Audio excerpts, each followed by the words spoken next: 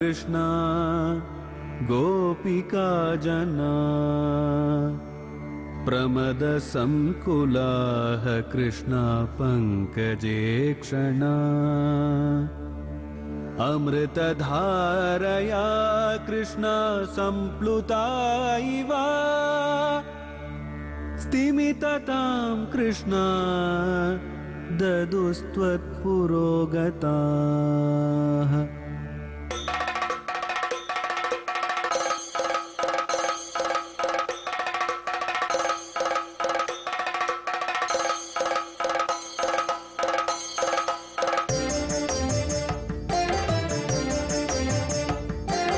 குருவாயூரப்பனாம் கோகுலத்து மன்னனாம் குழந்தையாக கோலம் தரும் மாமாய வண்ணனாம் நாராயணீயமெனும் நல்விருந்தின் நாதனாம் நாமரசத்தேன் இனிமை கூட்டுகின்ற ஆயனாம் நாராயணா ஸ்ரீமன் நாராயணா நாராயணா ஸ்ரீமன் நாராயணா நாராயணா ஸ்ரீமன் நாராயணா நாராயண பட்டதிரி உருகும் பரமனாம் நலம் தரும் நாராயணீயம் அருள் வழங்குமே தினம் நம்மை காக்குமே. முராரி நாவாரி விகார காலே கே மிருகேக்ஷணானாம் முஷிதம் சுகானாம் கரத்வயம் வா கசசம்ஸ்கதிர்வாக பிரமீலனம் வா பரிதானமாசீத். மதுராபுரி வீதியில நேர உள்ள நுழைஞ்சு கம்சனுடைய அரண்மனைக்குள்ள நுழையக்கூடிய காலத்துல கண்ணனை பார்த்து அவனுடைய வடிவடைகளை எல்லாரும் ஈடுபட்டு இருக்கா. அப்ப அந்த மல்யுத்த வீரர்கள் வந்து சாணூரன் முஷ்டிகள்லாம் மல்யுத்தத்துக்கு அனைவரையும் அழைப்பதற்காக தயாராயின்னு இருக்கா. அங்க அரசர்கள்லாம் மல்யுத்த மன்றத்துக்காக தனியா வந்து உட்கார்ந்துருக்கா. பார்வையாளர்களாக மதுராபுரியில் இருக்கக்கூடிய ஜனங்களும் அங்க பக்கத்துல இருக்கக்கூடிய கிராமங்கள்ல இருக்கிறவாள்லாம் வந்து கூடியாச்சு. அந்தந்த இடத்துல அவர்கள் உட்கார்ந்துருக்கச்சே கண்ணன் உள்ள நுழையிறானோ அவனுடைய வடிவழக பார்த்து நம்ம புண்ணியசாலிகள் எல்லாரும் பேசினாலே அந்த புண்ணியம்ன்ற பரிணாமம் அடுத்த ஸ்லோகமான 5வது ஸ்லோகத்திலையும் பட்டத்திலேயே ஆச்சரியத்தோட தொடர்றாராம். அந்த ஒரு பரிணாமத்துல தான் இந்த 5வது ஸ்லோகத்தை ஆரம்பிச்சுட்டார்.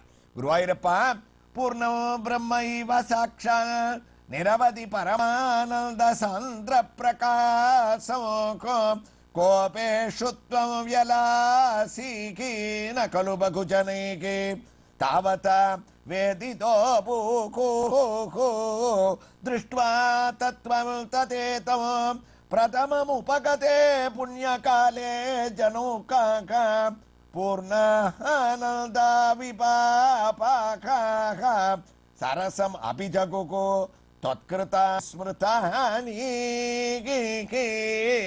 கிருஷ்ணா, நீங்க எங்கேயும் நிறைஞ்ச ஒரு பரம்பொருள், ஆனந்தமா இருக்கிறவர், ஒளி படைச்சவர். இடையர்களிடத்துல பெருவாரியான மக்களிடத்துல நீங்கள் தன்னிலை பாராது இறங்கி பழகினவர். சௌசீல்யம் சௌலபியம்ன்ற குணத்தை ஒரு கையில எடுத்துட்டவர். அதுவும் கிருஷ்ணாவதாரத்துல நீங்க முழுசி பரிமாறி மாட ஓட்டி கண்ணுக்குட்டிய அரவணைச்சு இடையர்களோட விளையாடி அவர்களோட சாப்பிட்டு பிருந்தாவனத்துல வெயிலையும் குளிர்லையும் மழையிலையும் அலைஞ்சு இவ்வளவு காரியம் நீங்க பண்ணேலே. பட்டத்திரி சொன்னார், அவர்கள்லாம் ஒரு ஊனக்கண்ணால கண்ணன் நம்முடைய வம்சத்துல பிறந்தவன்னு உங்களுடைய பரமாத்ம ரூபத்தை தெரிஞ்சிக்காததுனால உங்களுடைய பெருமையை அங்க அறியலையோன்னு எனக்கு தோன்றது. ஆனா சில பேர் எப்படி இருக்கா, திருஷ்ட்வா தத்வம் ததேதம் பிரதமமுபகதே புண்ணிய காலே ஜனோ கா. புண்ணியம் பண்ணவாளுக்கு நீங்க அருகில இருக்கும் போது பரமாத்ம ரூபம்னு தெரியறது. அருகிலேயே இருந்த இடையர்களுக்கு தெரியல. நீங்க பலவிதமான காளிங்க நர்தனம் முதலிய கோவர்தனோத்தாரணம்ன்ற தூக்க முடியாத மலையை தூக்கி பாம்பு பேர்ல நர்தனமாடின அந்த வைபவங்கள்லாம் பண்ண போது கூட அவர்கள் புரிஞ்சுக்க முடியல.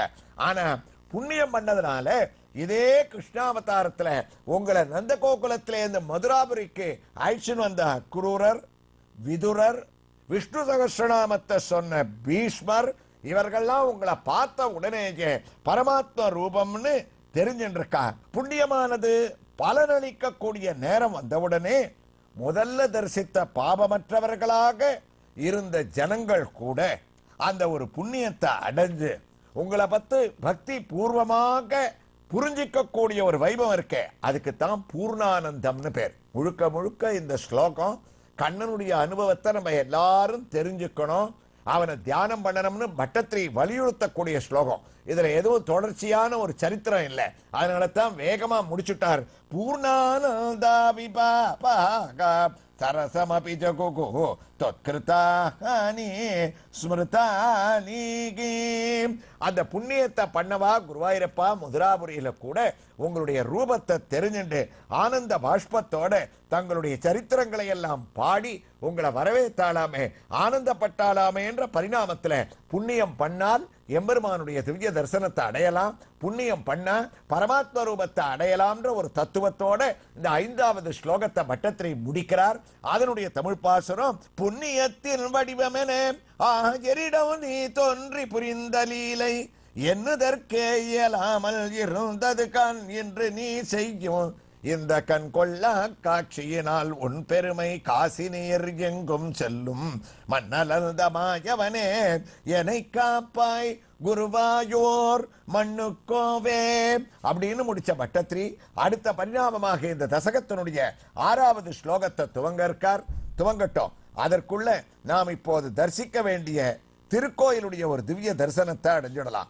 திருக்கோயிலானது தஞ்சை மாவட்டத்தில் திருவையாருக்கு அருகிலே சுமார் 2 கிலோமீட்டர் தொலைவில் அமைந்துள்ள ராஜம்பேட்டை எனும் ஊரிலே கோயில் கொண்டிருக்கக்கூடிய ருக்மிணி சத்யபாமா சமேத வரத ராஜகோபால சுவாமியை மூலவராக நாம் தரிசனத்தை அடைய இருக்கின்றோம்.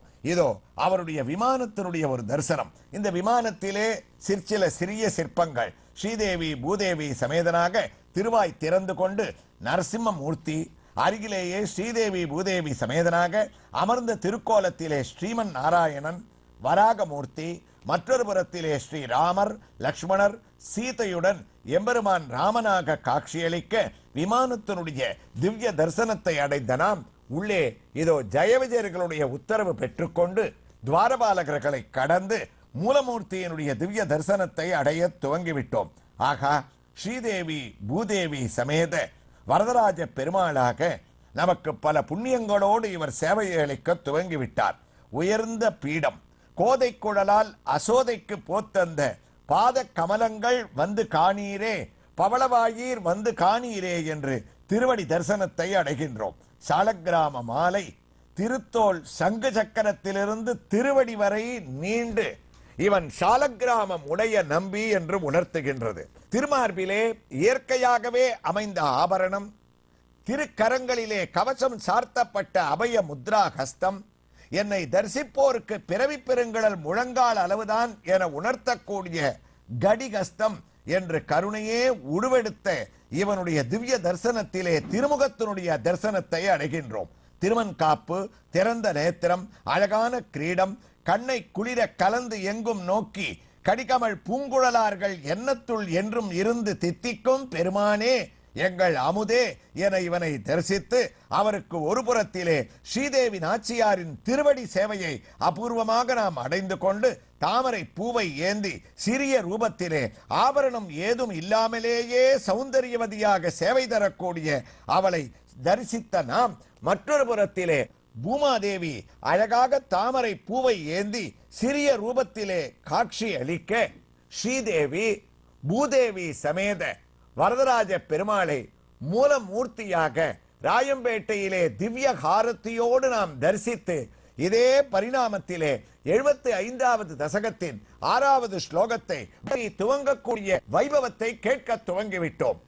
சாரூரோ மல்ல வீரகாம் ததனொன்று பகிரா முஷ்டிகோ முஷ்டிசாலிஹி த்வம் ராமோ சாவிபேதே ஜட ஜடிதிமிதோ முஷ்டிபாதாதி ருக்ஷோ உத்பாதாபாதனாகர்ஷண விவிதரண ஆசதோ தத்ர சித்ரம் மிருத்யோ பிராகேவ மல்ல பிரபுரக மத்யம் பூரிசோ பல்தமோக்ஷானே. கண்ணன் மல்யுத்தம் நடக்கக்கூடிய ஒரு இடத்துக்கு சானூரன் முஷ்டிகன் எல்லாரும் வரத்துக்கு தயாராயின்னு இருக்கான். பார்வையாளர்களா பல பேர் உட்கார்ந்துருக்கா.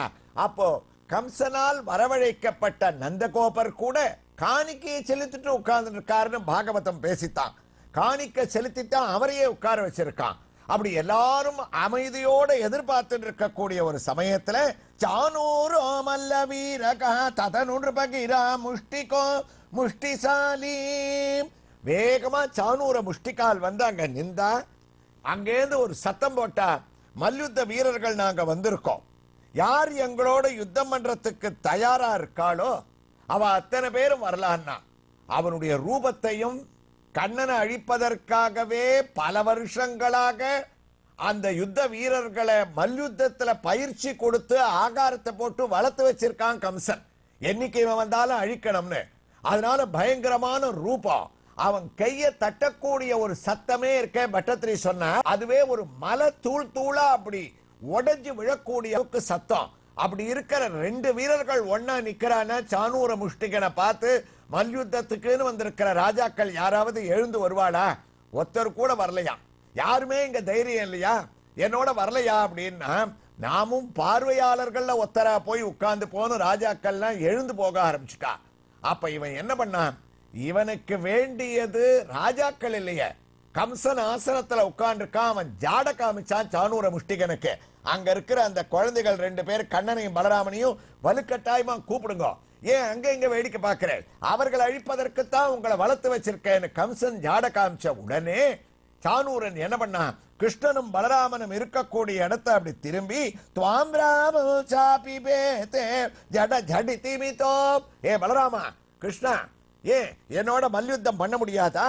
நாங்க உங்களோட சண்டை போடுறதுக்கு தயாரா இருக்கோம், எழுந்து வாங்க ஒன்னாலாம். அவ குருவாயூரப்பன் என்ன பண்ணாருன்னா, சண்டை போட முடியவருக்கு இருந்தாலும் மெதுவா எழுந்து, நாங்களோ வயசுல சின்னவா, நீங்களோ பெரிய பராக்கிரமசாலிகள், சண்டை போடுறதுல நிபுணர்கள், ஒரு சண்டை ரெண்டு பேர் போடணும்னா தக்க பராக்கிரமம் இருக்கணும்.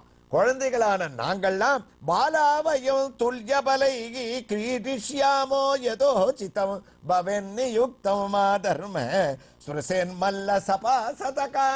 பாகவதம் பேசித்து எல்லாத்திலையும் தாழ்ந்த நாங்க உங்களோட எப்படி சண்டை போடுறது, அதான் யோஜனையா இருக்குன்னா. அந்த யோஜனையெல்லாம் வேண்டாம். குவளையா பீடம்ன்ற பெரிய யானையை அழிச்சுட்டு தந்தத்தை கையில எடுத்துட்டு வந்திருக்கேள். அப்படிப்பட்டவாள குழந்தைகள் வாங்கோ யுத்தம் பண்ணலாம்னு வலுக்கட்டாயமாக இழுக்க, இனிமே காலதாமதம் பண்ணக்கூடாதுன்னு பலராமனை அழிச்சுண்டு கம்பீரமா வேஷ்டிய மடிச்சு கட்டிண்டு மல்யுத்தத்துக்கு தயாராகி சபையில அவர்களை நோக்கி, குருவாயூரப்பா நீ போக ஆரம்பிச்சியாமே என்ற பரிணாமத்துல நாராயண பட்டத்திரி இந்த 6வது ஸ்லோகத்தை தொடர்கிறார். எவ்வாறு தொடர்கிறார் என்ற ஒரு வைபவங்களை எல்லாம் நாம் இப்போது ராயம்பேட்டையிலே தரிசித்துக் கொண்டிருக்கக்கூடிய ஸ்ரீ வரத ராஜகோபால சுவாமி திருக்கோயிலில் கோயில் கொண்டிருக்கக்கூடிய ஆழ்வார் ஆச்சாரியர்கள் அலங்காரத்தோடு பரிமளிக்கக்கூடிய வரத ராஜகோபால சுவாமி உற்சவமூர்த்தியின் திவ்ய தரிசனத்தோடு தொடர்ந்து கேட்கலாம். ஸ்ரீ கிருஷ்ணாய துப்ய மகா. நாராயணா ஸ்ரீமன்னா